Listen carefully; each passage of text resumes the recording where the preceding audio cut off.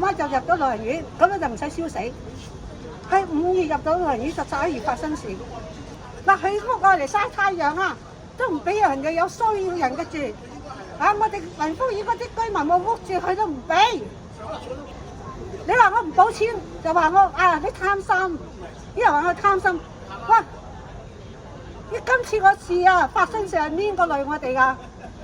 你收購係一個價錢，我哋買樓啊，地下同樓上都唔同價錢啦，係嘛？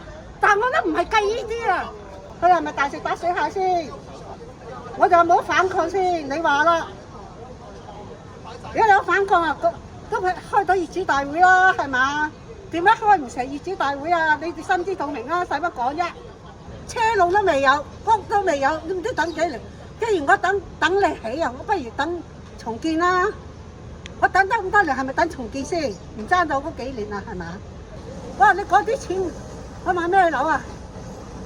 又係買嗰啲舊樓啊？又是經過有個大維修啊！我驚啊！今次。